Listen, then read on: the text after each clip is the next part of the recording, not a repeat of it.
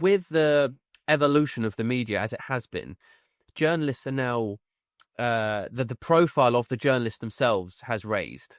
So, do you think that do you think football fans, trust sports journalists less because there are now more of them and a wider variety of what gets considered a sports journalist? So, like someone who is a journalist at Sky Sports who, let's say, has a degree in journalism, could be considered by the average fan the same as someone who is like a fan journalist on like a club specific YouTube channel. And so, do you think everybody gets put in sort of the same pot, and therefore fans trust journalists less across the board? Journalists are becoming, I think, Sam, to allude, the point you were alluding to, they are becoming personalities, if you like, now, which is nothing wrong with that. I mean, I'm very much old school in the sense that I don't like to see the reporter when they do an interview.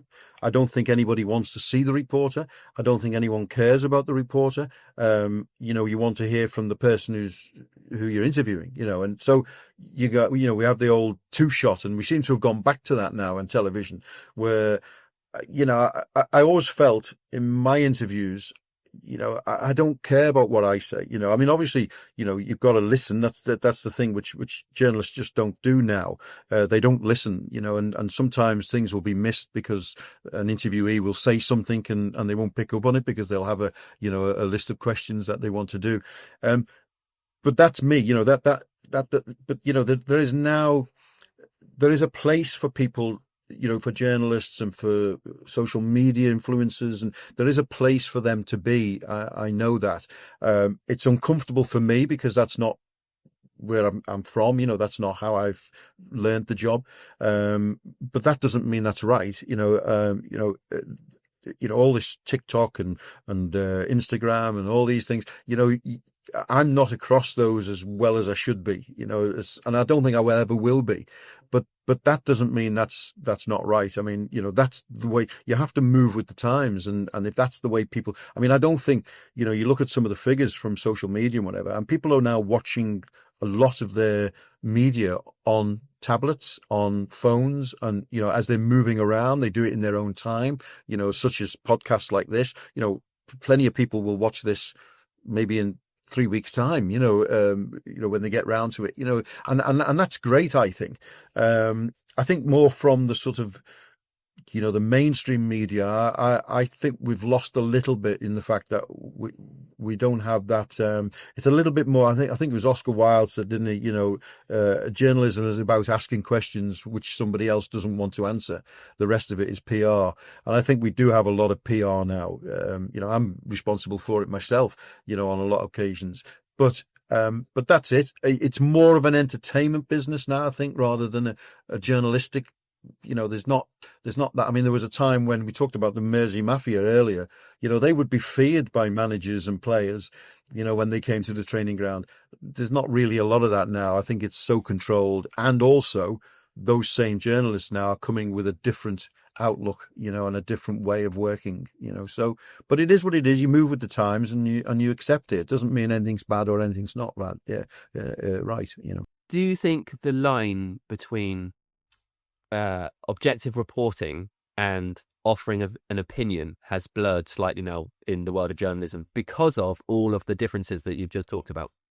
Yeah, you don't get virtually everything now is an opinion from journalists, and I'm guilty of it myself now. You get on your social media sites and you start, and I try very hard because I've always been, we had the recent. It was an interesting case, really. We had the thing with the Everton takeover.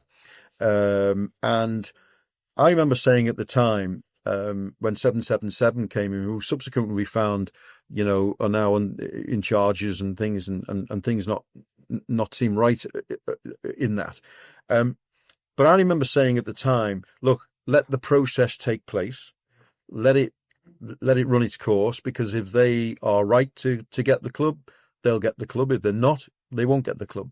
And I got quite a bit of stick on social media, because people were putting stuff out about, and I'm absolutely all for investigative journalism. You know, it's a really important part, and some of the work that was done over that particular story was fantastic. There was a number of different sources who really did get some really good information and warned, fans about it. But at the same time, I believe that you have to, because you would have chaos if you don't. You have to allow that to run its course. So I'm very much someone who likes to. It's like with Tom Hicks. I allowed him to speak. Whatever he says, he lives and dies by. But I never ever tried to put my take on it. I've had many an opinion which I've never expressed. Because I don't believe that's a journalist's job. I believe a journalist's job is to bring the news to people and report both sides of a story, whether they agree with it or not. That, I think, has gone now, and even sort of the top journos who are classed as the top journos, even they now are literally run with opinion, and I think the game is a little bit less, lessened because of that. But it is, as I said before, social media has created that environment. That's what everybody has an opinion now. It doesn't matter who you are, whether you're, an influencer, whether you're a fan, whether you can have that opinion, and it's where we are. You have to deal with it and get on with it.